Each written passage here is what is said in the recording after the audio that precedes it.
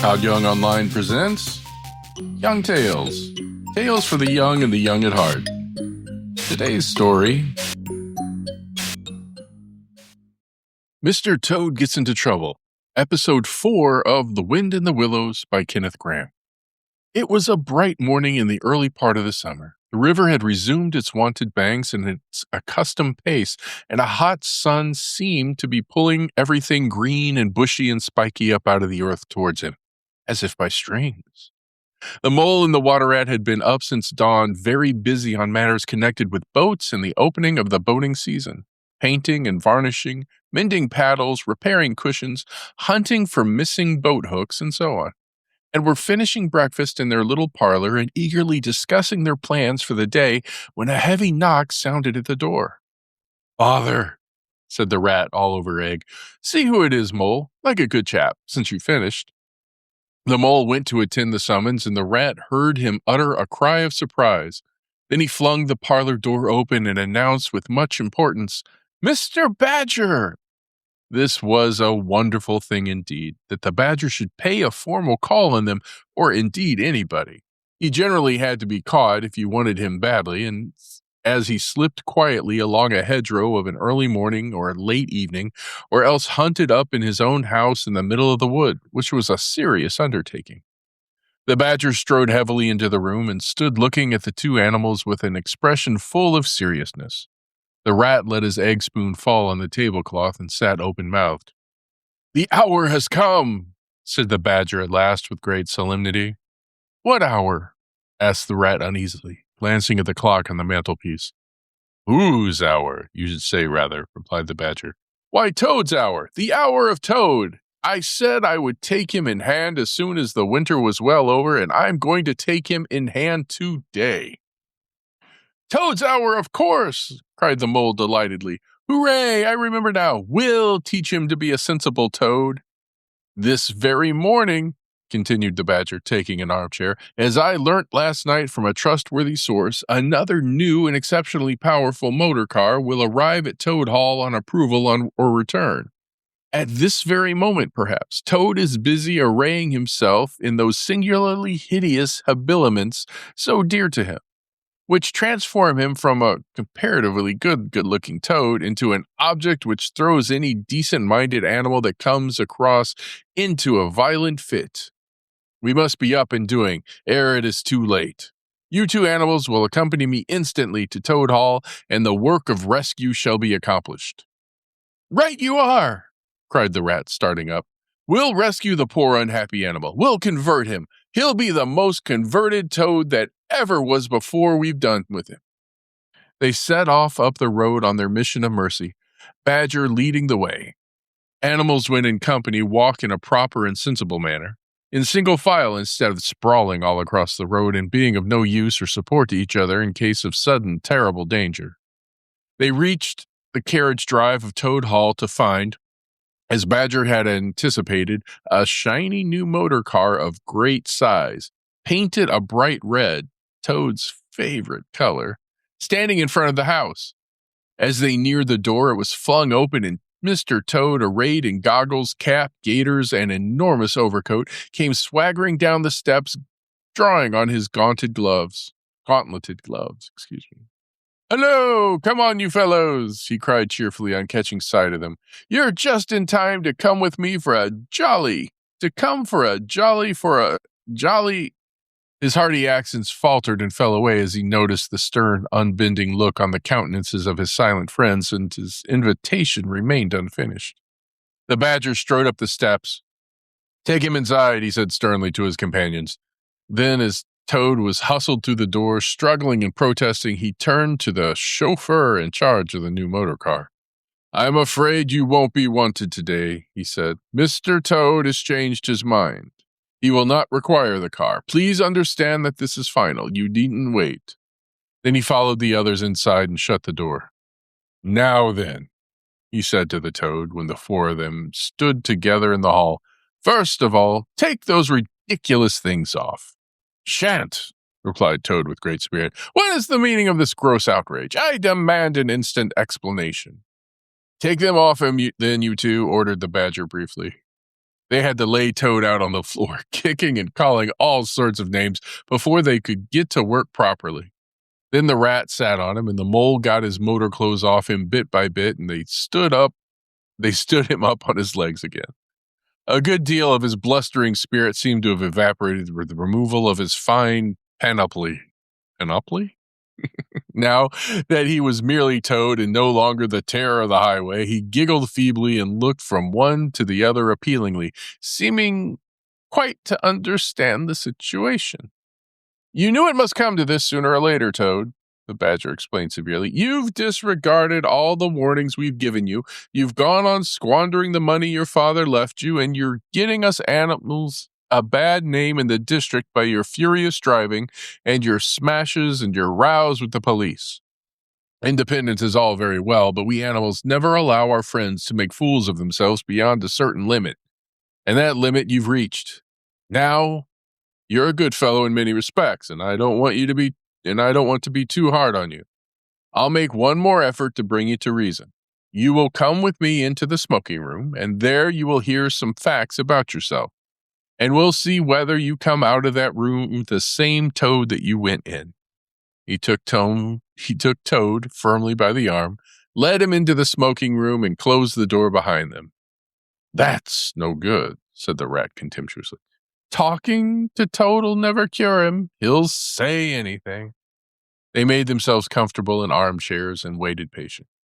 Through the closed door, they could just hear the long, continuous drone of the Badger's voice, rising and falling in waves of oratory, and presently they noticed that the sermon began to be punctuated at intervals by long-drawn sobs, evidently proceeding from the bosom of Toad, who was a soft-hearted and affectionate fellow, very easily converted, for the time being, to any point of view.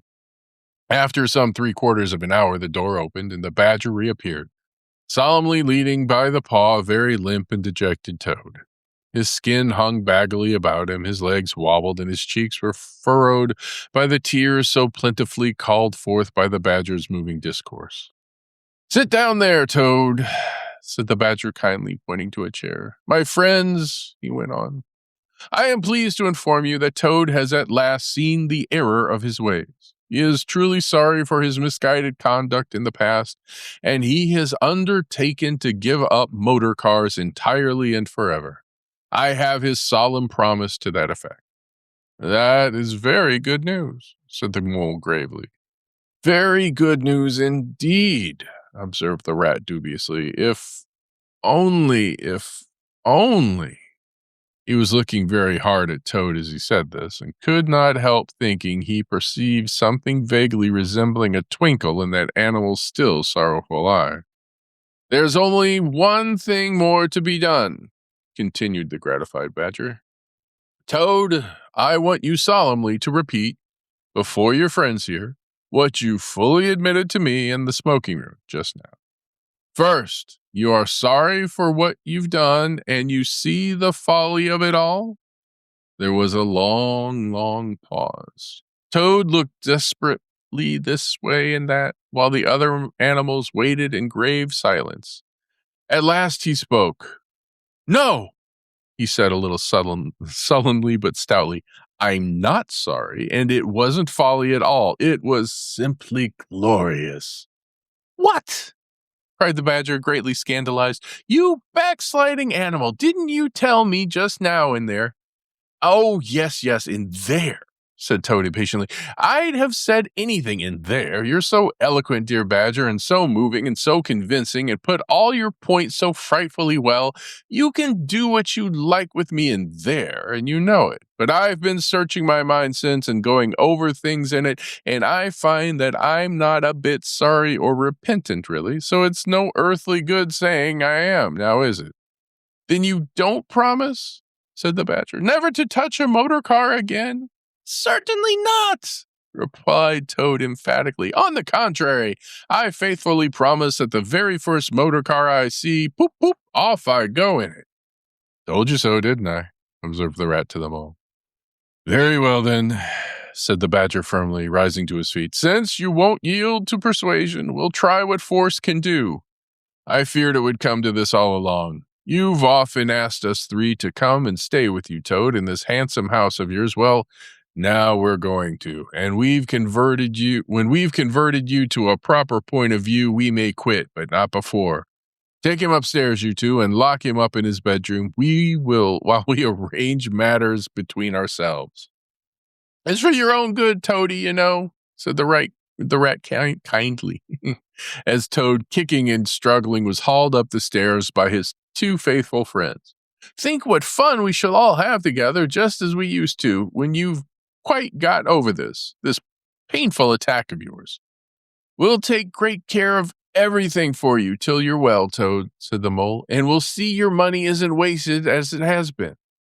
No more of those regrettable incidents with the police, Toad, said the rat, as they thrust him into his bedroom.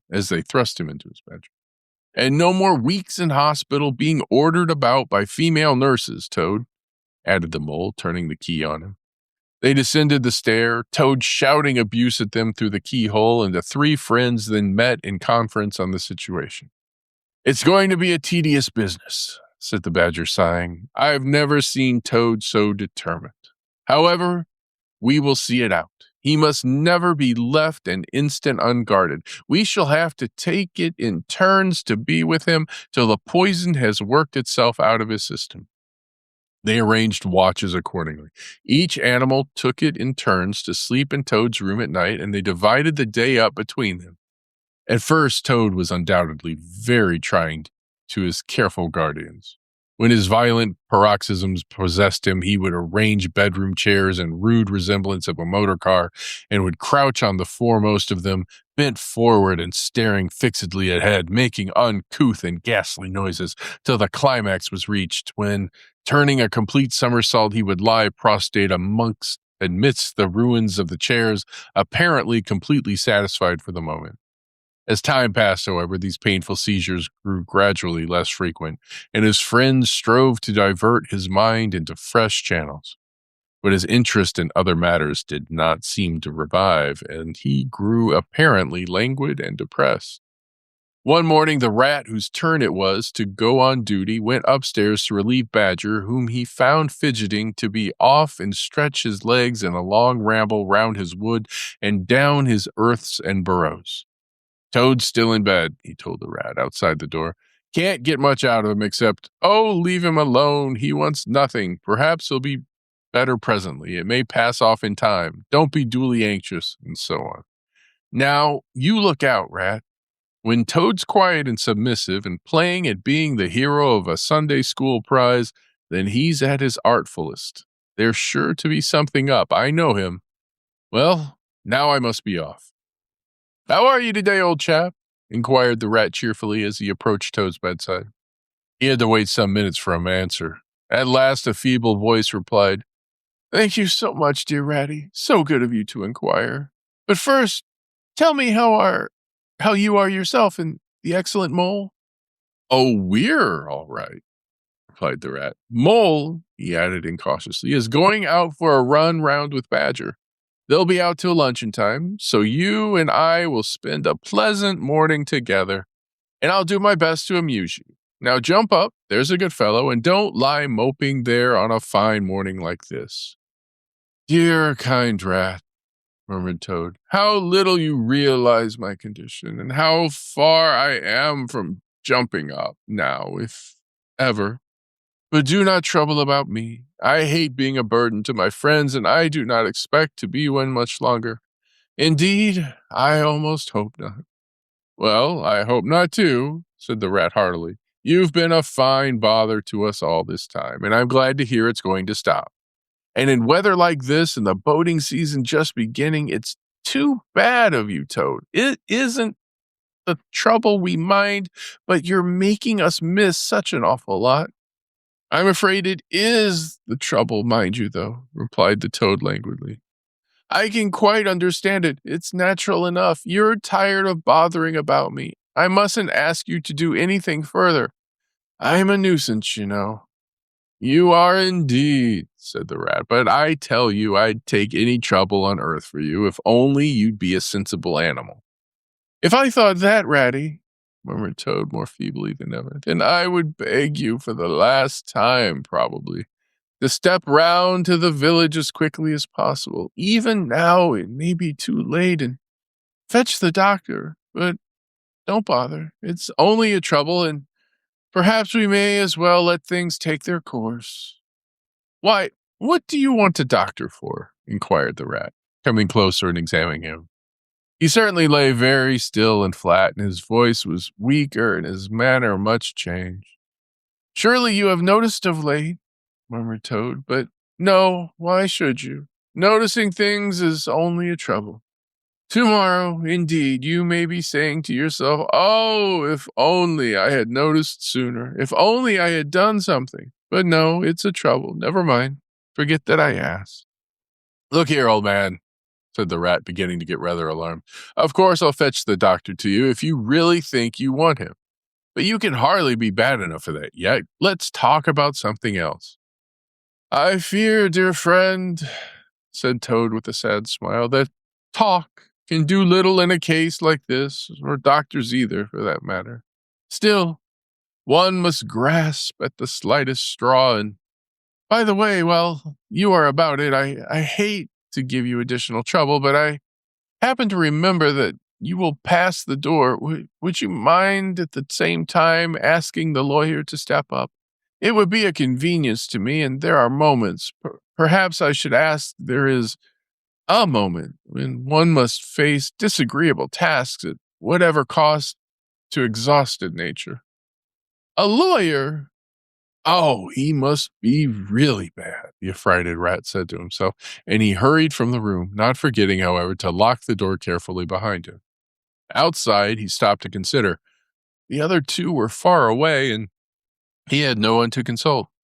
"It's best to be on the safe side," he said on reflection. "I've known Toad fancy himself frightfully bad before, without the slightest reason, but I've never heard him ask for a lawyer. If there's nothing really the matter, the doctor will tell him he's an old ass and cheer him up, and that will be something gained. I'd better humor him and go. It won't take very long." So he ran off to the village on his errand of mercy. The Toad, who had hopped lightly out of bed as soon as he heard the key turn in the lock, watched him eagerly from the window till he disappeared down the carriage drive.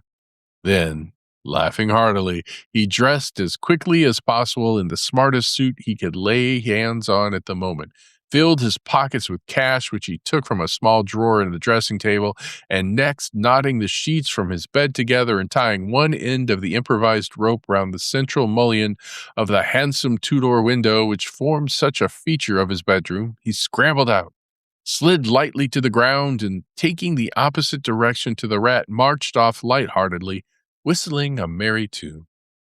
It was a gloomy luncheon for Rat when the Badger and the Mole at length returned, and he had to face them at table with his pitiful and unconvincing story. The Badger's caustic, not to say brutal remarks may be imagined and therefore passed over, but it was painful to the Rat that even the Mole, though he took his friend's side as far as possible, could not help saying, "You've been a bit of a duffer this time, Ratty. Toad, too, of all animals." "He did it awfully well," said the crestfallen Rat. "He did you awfully well," rejoined the Badger hotly. "However, talking won't mend matters. He's got to clear away for the time. That's certain. And the worst of it is, he'll be so conceited with what he'll think he is his cleverness that he may commit any folly. One comfort is, we're free now. We needn't waste any more of our precious time doing sentry go. But we'd better continue to sleep at Toad Hall for a while longer. Toad may be brought back at any moment on a stretcher or between two policemen." So spoke the Badger, not knowing what the future held in store or how much water and of how turbid a character was to run under bridges before Toad should sit at ease again in his ancestral hall. Meanwhile, Toad, gay and irresponsible, was walking briskly along the high road, some miles from home.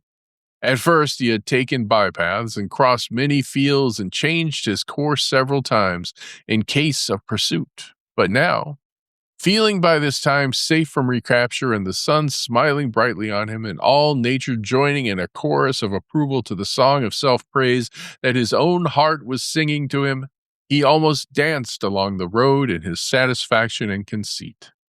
"Smart piece of work, that," he remarked to himself, chuckling.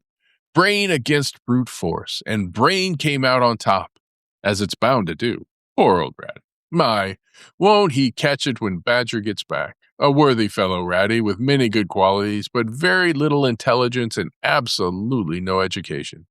I must take him in hand some day and see if I can make something of him." Filled full of conceited thoughts such as these, he strode along, his head in the air till he reached a little town where the sign of the Red Lion swinging across the road halfway down the main street reminded him that he had not breakfasted that day and that he was exceedingly hungry after his long walk. He marched into the inn, ordered the best luncheon that could be provided at so short a notice, and sat down to eat it in the coffee room. He was about halfway through his meal when an only too familiar sound approaching down the street made him start and fall a-trembling all over. The poop-poop drew nearer and nearer.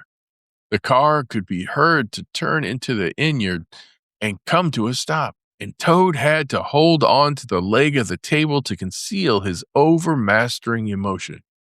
Presently, the party entered the coffee room, hungry, talkative, and gay, voluble on their experiences of the morning and the merits of the chariot that had brought them along so well.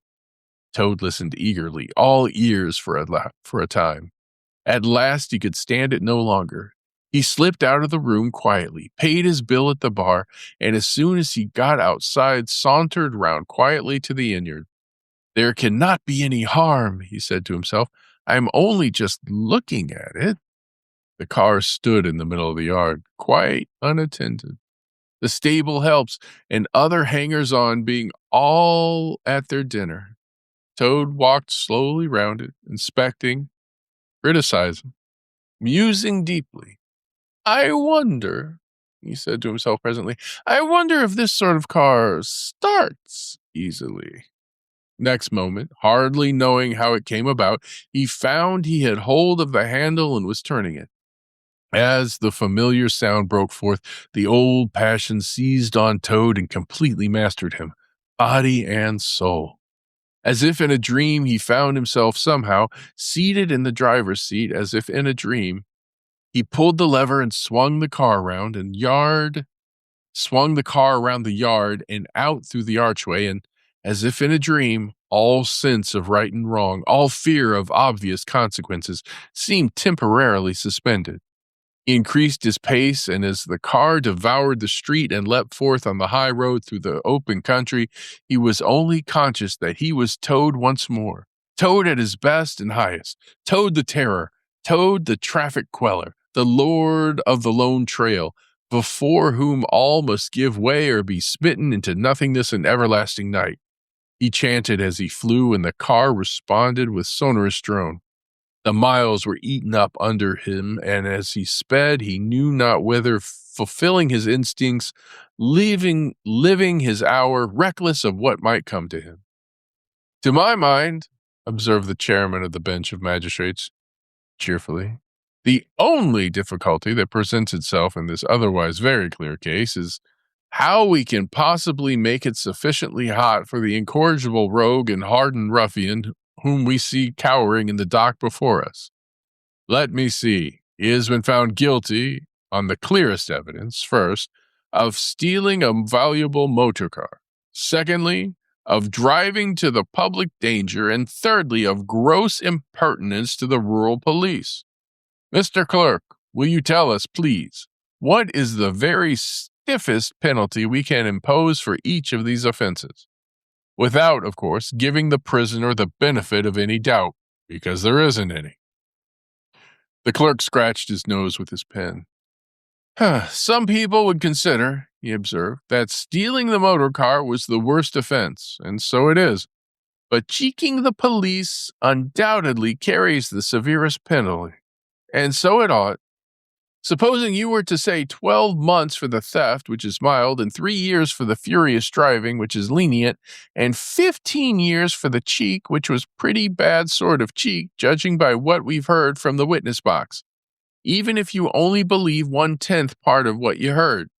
And I never believed more myself. Those figures, if added together correctly, taught up to 19 years. First rate, said the chairman.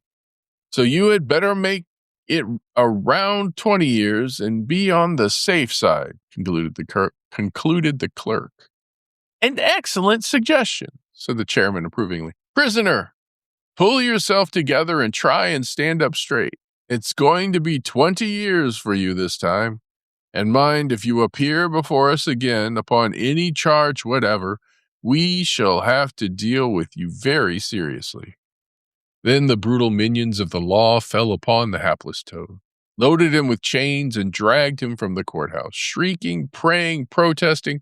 Across the marketplace where the playful populace, always as severe upon detected crime as they are sympathetic and helpful when one is merely wanted, assailed him with jeers, carrots, and popular catchwords. Past hooting school children, their innocent faces lit up with the pleasure they ever derive from the sight of a gentleman in difficulties, across the hollow-sounding drawbridge, below the spiky portcullis, under the frowning archway of the grim old castle whose ancient towers soared high overhead, past guard rooms full of grinning soldiery off duty, past sentries who coughed in a horrid sarcastic way because that is as much as a sentry on his post dare do to show his contempt and abhorrence of a crime. Up time-worn, winding streets, past men-at-arms in casket and corselet of steel, darting threatening looks through their vizards across courtyards where mastiffs strained at their leash and pawed at the air to get at him. Past ancient warders, their halberds leaned against the wall, dozing over a pasty and a flagon of brown ale. On and on past the rack chamber and the thumbscrew room, past the turning that led to the private scaffold till they reached the door of the grimmest dungeon that lay in the heart of the innermost keep. There at last they paused where an ancient jailer sat fingering a bunch of mighty keys. Odds bodkins, says the sergeant of police, taking off his helmet and wiping his forehead. Rouse the old loon and take over from us this vile Toad, a criminal of deepest guilt and matchless artfulness and resource. Watch and ward him with all thy skill, and mark thee well, Greybeard. Should aught untoward befall, thy old head shall answer for his, and a murrain on both of them. The jailer nodded grimly.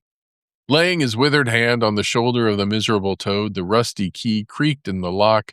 The great door clanged behind them, and Toad was a helpless prisoner in the remotest dungeon of the best guarded keep in the stoutest castle in all the length and breadth of merry England. The willow wren was twittering his thin little song, hidden himself in the dark selvage of the river bank. Though it was past 10 o'clock at night, the sky still clung to and retained some lingering skirts of light from the departed day. And the sullen heats of the torrid afternoon broke up and rolled away at the dispersing touch of the cool fingers of the short midsummer night. Mole lay stretched on the bank, still panting from the stress of the fierce day that had been cloudless from dawn to late sunset, and waited for his friend to return. He had been on the river with some companions, leaving the water rat free to keep an engagement of long standing with Otter. And he had come back to find the house dark and deserted and no sign of Rat, who was doubtless keeping it up late with his old comrade. It was still too hot to think of staying indoors, so he lay on some cool dock leaves and thought over the past day and its doings and how very good they all had been. The rat's light footfall was presently heard, approaching over the parched grass. "Oh, that blessed coolness," he said, and sat down, gazing thoughtfully into the river, silent and preoccupied. "You stayed to supper, of course," said the mole presently. "Simply had to," said the rat. "They wouldn't hear of my going before. And you know how kind they always are, and they made things as jolly for me as ever they could, right up to the moment I left. But I felt a brute all the time, and as it was clear to me, they were very unhappy, though they tried to hide it. Mole, I'm afraid they're in trouble. Little Portly is missing again, and you know what a lot his father thinks of him. though he never says much about it. "What? That child?" said the mole lightly. "Well, suppose he is. Why worry about it? He's always straying off and getting lost and turning up again. He's so adventurous. But no harm ever happens to him. Everybody hereabouts knows him and likes him just as they do old Otter. And you may be sure some animal or other will come across him and bring him back again, all right. Why, we found him ourselves miles from home and quite self-possessed and cheerful." "Yes, but this time it's more serious," said the rat gravely. "He's been missing for some days now, and the otters have hunted everywhere, high and low, without finding the slightest trace. And they've asked every animal, too, for miles around, and nobody knows anything about him. Otter's evidently more anxious than he'll admit. I got out of him that young Portly hasn't learned to swim very well yet, and I can see he's thinking of the weir. There's a lot of water coming down still, considering the time of year, and the place always had a fascination for the child. And then there are, well, traps and things, you know. Otter's not the fellow to be nervous about any son of his before its time, and now he is nervous. When I left, he came out with me, said he wanted some air, and talked about stretching his legs. But I could see it wasn't that, so I drew him out and pumped him, and got it all from him at last. He was going to spend the night watching by the ford. You know, the place where the old ford used to be in bygone days before they built the bridge?" "I know it well," said the mole, "but why should Otter choose to watch there?" "Well, it seems that it was there he gave Portly his first swimming lesson," continued the rat. "From that shallow, gravelly spit near the bank, and it was there he used to teach him fishing, and there young Portly caught his first fish, of which he was so very proud. The child loved that spot, and Otter thinks that if he came wandering back from wherever he is, if he is anywhere by this time, poor little chap, he might make for the ford he was so fond of. Or if he came across it, he'd remember it well and stop there and play, perhaps. So Otter goes there every night and watches on the chance, just on the chance." They were silent for a time, both thinking of the same thing. The lonely, heart-sore animal crouched by the ford, watching and waiting the long night through on the chance. Well, said the rat presently, "I suppose we ought to be thinking about turning in." But he never offered to move. "Rat," said the mole, "I simply can't go in and turn in and go to sleep and do nothing, even though there doesn't seem to be anything to be done. We'll get the boat out and paddle upstream. The moon will be up in an hour or so, and then we will search as well as we can. Anyhow, it will be better than going to bed and doing nothing." "Just what I was thinking myself," said the rat. "It's not the sort of night for bed anyhow, and daybreak is not so very far off. And then we may pick up some news of him and early risers as we go along." They got out the boat, and the rat took the sculls, paddling with caution. Out in midstream there was a clear, narrow track that faintly reflected the sky, but wherever shadows fell on the water from bank, bush, or tree, they were as solid to all appearances as the banks themselves, and the mole had to steer with judgment accordingly. Dark and deserted as it was, the night was full of small noises, song and chatter and rustling, telling of the busy little population who were up and about, plying their trades and vocations through the night till sunshine should fall on them and at last send them off to their well-earned repose. The water's own noises, too, were more apparent than by day, its gurglings and cloops, more unexpected and near at hand. And constantly they started at what seemed a sudden clear call from an actual articulate voice. The line of the horizon was clear and hard against the sky, and in one particular quarter it showed black against a silvery climbing phosphorescence that grew and grew. At last, over the rim of the waiting earth, the moon lifted with slow majesty till it swung clear of the horizon and rode off, free of moorings, and once more they began to see surfaces, meadows widespread and quiet gardens, and the river itself from bank to bank, all softly disclosed, all washed clean of mystery and terror, all radiant again as by day, but with a difference that was tremendous. Their old haunts greeted them again in other raiment, as if they had slipped away and put on this pure new apparel and come quietly back, smiling as they shyly waited to see if they would be recognized again under it. Fastening their boat to a willow, the friends landed in this silent silver kingdom and patiently explored the hedges, the hollow trees, the runnels and their little culverts, the ditches, and the dry waterways. Embarking again and crossing over, they worked their way up the stream in this manner, while the moon, serene and detached in a cloudless sky, did what she could, though so far off, to help them in their quest. Till her hour came and she sank earthwards reluctantly and left them, and a mystery once more held field and river. Then a change began slowly to declare itself. The horizon became clear, field and tree came more into sight, and somehow with a different look, the mystery began to drop away from them. A bird piped suddenly and was still, and a light breeze sprang up and set the reeds and bulrushes rustling. Rat, who was in the stern of the boat while Mole sculled, sat up suddenly and listened with a passionate intentness. Mole, who with gentle strokes was just keeping the boat moving while he scanned the banks with care, looked at him with curiosity. "It's gone," sighed the rat, sinking back into his seat again. "So beautiful and strange and new. Since it was to end so soon, I almost wish I had never heard it. For it has roused a longing in me that is pain, and nothing seems worthwhile but just to hear that sound once more and go on listening to it forever. No, there it is again," he cried, alert once more. Entranced, he was silent for a long space, spellbound. "Now it passes on, and I began to lose it," he said presently. "Oh, Mole, the beauty of it, the merry bubble and joy, the thin, clear, happy call of the distant piping. Such music I never dreamed of, and the call in it is stronger even than the music is sweet. Row on, Mole, row, for the music and the call must be for us." The Mole, greatly wondering, obeyed. "I hear nothing myself," he said, "but the wind playing in the reeds and the rushes and the osiers."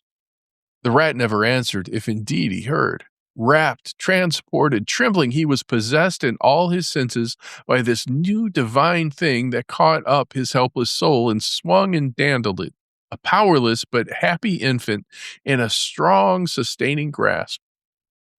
In silence, Mole rowed steadily, and soon they came to a point where the river divided, a long backwater branching off to one side. With a slight movement of his head, Rat, who had long dropped the rudder lines, directed the rower to take the backwater. The creeping tide of light gained and gained, and now they could see the color of the flowers that gemmed the water's edge. "Clearer and nearer still," cried the rat joyously. "Now you must surely hear it. Ah, at last I see you do." Breathless and transfixed, the Mole stopped rowing as the liquid run of that glad piping broke on him like a wave, caught him up, and possessed him utterly. He saw the tears on his comrade's cheeks and bowed his head and understood. For a space they hung there, brushed by the purple loosestrife that fringed the bank.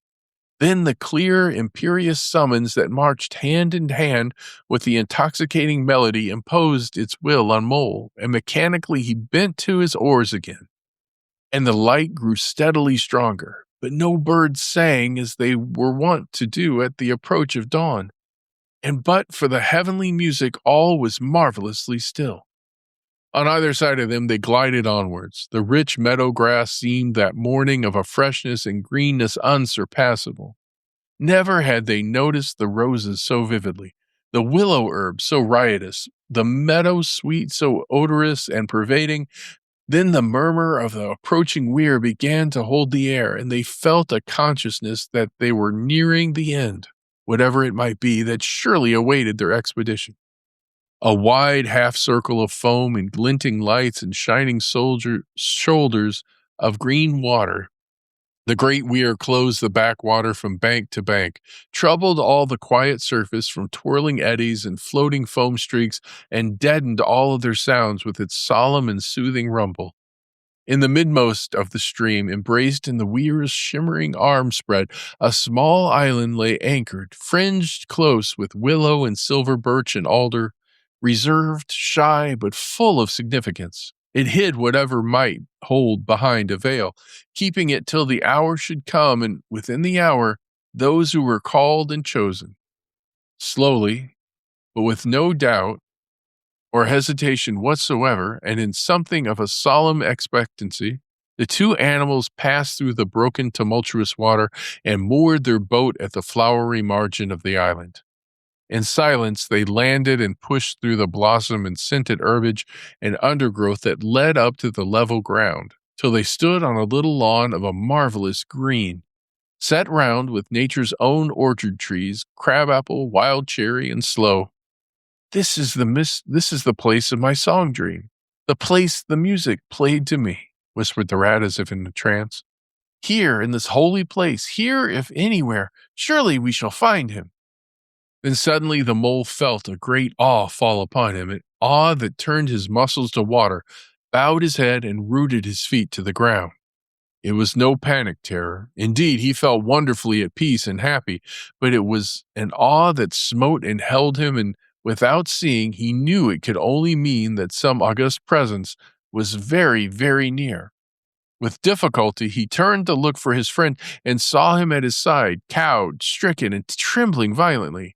And still there was utter silence in the populous, bird-haunted branches around them, and still the light grew and grew. Perhaps he would never have dared to raise his eyes, but that, though the piping was now hushed, the call and the summons seemed still dominant and imperious. He might not refuse were death himself waiting to strike him instantly, once he had looked with mortal eye on things rightly kept hidden.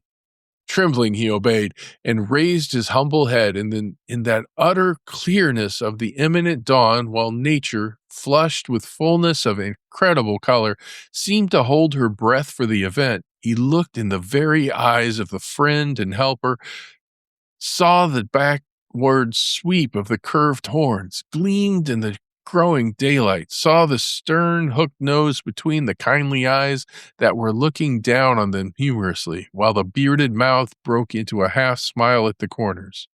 Saw the rippling muscles on the arm that lay across the broad chest, the long, supple hand still holding the panpipes, only just fallen away from the parted lips. Saw the splendid curves of the shaggy limbs disposed in the majestic ease on the sward. Saw, last of all, nestling between his very hooves, sleeping soundly in entire peace and contentment, the little, round, podgy, childish form of the baby otter. All this he saw, for one moment breathless and intense, vivid on the morning sky, and still as he looked, he lived, and still as he lived, he wondered. Rat! He found the breath to whisper, shaking. Are you afraid? Afraid? Murmured the rat, his eyes shining with unutterable love. Afraid? Of him? Oh, never, never. And yet, oh, mole, I am afraid. Then the two animals, crouching to the earth, bowed their heads and did worship. Sudden and magnificent, the sun's broad golden disk showed itself over the horizon facing them, and the first rays, shooting across the level water meadows, took the animals full in the eyes and dazzled them. When they were able to look once more, the vision had vanished, and the air was full of the carol of birds that hailed at dawn. As they stared blankly, in dumb misery deepening as they slowly realized all they had seen and all they had lost, a capricious little breeze dancing up from the surface of the water tossed the aspens, shook the dewy roses, and blew lightly and caressingly in their faces, and with its soft touch came instant oblivion. For this is the last, best gift that the kindly demigod is careful to bestow on those to whom he has revealed himself in their helping. The gift of forgetfulness, lest the awful remembrance should remain and grow and overshadow mirth and pleasure, and the great haunting memory should spoil all the afterlives of little animals helped out of difficulties, in order that they should be happy and light-hearted as before. Mole rubbed his eyes and stared at Rat, who was looking about him in a puzzled sort of way. I beg your pardon, what did you say, Rat? He asked. I think I was only remarking, said Rat slowly, that this was the right sort of place and that here, if anywhere, we should find him. And look, why, there he is, the little fellow. And with a cry of delight, he ran towards the slumbering Portly. But Mole stood still a moment, held in thought, as one wakened suddenly from a beautiful dream who struggles to recall it and can recapture nothing but a dim sense of the beauty of it. The beauty! Till that too fades away in its turn, and the dreamer bitterly accepts the hard, cold waking and all its penalties. So Mole, after struggling with his memory for a brief space, shook his head sadly and followed the rat. Portly woke up with a joyous squeak and wriggled with pleasure at the sight of his father's friends who had played with him so often in the past days. In a moment, however, his face grew blank, and he fell to hunting round in a circle with pleading whine. As a child that has fallen happily asleep in its nurse's arms and wakes to find itself alone and laid in a strange place, and searches corners and cupboards and runs from room to room, despair growing silently in its heart, even so Portly searched the island and searched, dogged and unwearying, until at last the black moment came for giving it up and sitting down and crying bitterly. The Mole ran quickly to comfort the little animal, but Rat, lingering, looked long and doubtfully at certain hoof marks deep in the sward. Some great animal has been here, he murmured slowly and thoughtfully, and stood musing, his mind strangely stirred. Come along, Rat, called Mole. Think of poor Otter waiting up there by the ford. Portly had soon been comforted by the promise of a treat, a jaunt on the river in Mr. Rat's real boat, and the two animals conducted him to the water's side, placed him securely between them in the bottom of the boat, and paddled off down the backwater. The sun was fully up by now and hot on them. Birds sang lustily and without restraint, and flowers smiled and nodded from either bank. But somehow, so thought the animals, with less of richness and blaze of color than they seemed to remember seeing quite recently somewhere. They wondered where. The main river reached again. They turned the boat's head upstream, towards the point where they knew their friend was keeping his lonely vigil. As they drew near the familiar ford, the Mole took the boat into the bank, and they lifted Portly out and set him on his legs on the towpath, gave him his marching orders and a friendly farewell pat on the back, and shoved him out into midstream. They watched the little animal as he waddled along the path contentedly and with importance. Watched him till they saw his muzzle suddenly lift and his waddle break into a clumsy amble as he quickened his pace with shrill whines and wriggles of recognition.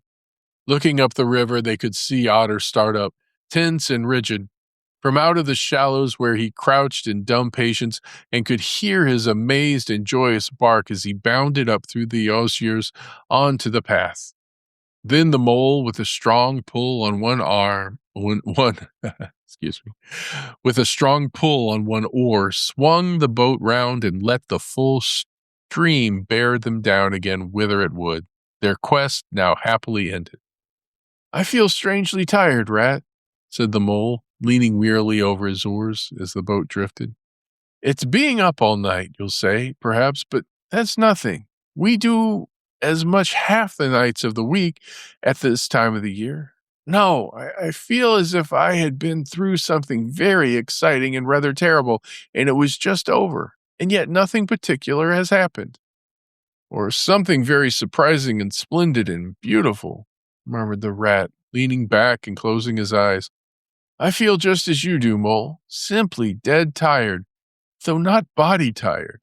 It's lucky we've got the stream with us to take us home.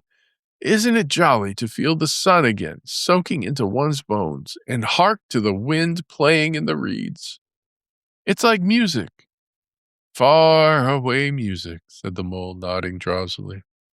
So I was thinking, murmured the Rat, dreamful and languid. Dance music, the lilting sort that runs on without a stop, but with words in it, too. It passes into words and out of them again. I catch them at intervals. Then it is dance music once more, and then nothing but the reeds, soft then whispering. "You hear better than I," said the mole sadly. "I cannot catch the words." "Let me try and give them," said the rat softly, his eyes still closed. Now it is turning into words again, faint but clear, lest the awe should dwell and turn your frolic to fret. You shall look on my power at the helping hour, but then you shall forget. Now the reeds take it up. Forget, forget, they sigh, and it dies away in a rustle and a whisper. Then the voice returns. Lest limbs be reddened and rent, I spring the trap that is set. As I loose the snare, you may glimpse me there, for surely you shall forget. Grow nearer, mole, nearer to the reeds. It is hard to catch and grows each minute fainter. Helper and healer I cheer, small waifs in the woodland wet. Strays I find in it, wounds I bind in it, bidding them all forget. Nearer, mole, nearer. No, it is no good. The song has died away into reed talk. But what do the words mean? Asked the wondering mole. That I do not know, said the rat simply. I passed them on to you as they reached me. Ah, now they return again, and this time full and clear. This time at last it is real, the unmistakable thing, simple, passionate, perfect. Well, let's have it then, said the mole after he had waited patiently for a few minutes, half dozing in the hot sun. But no answer came. He looked and understood the silence. With a smile of much happiness on his face and something of a listening look still lingering there, the weary rat was fast asleep. And here's where we end for today. Young Tales is produced and narrated by Todd Young from Todd Young Online. If you enjoyed this, please like and subscribe and join us next time for another story. Thank you for your support.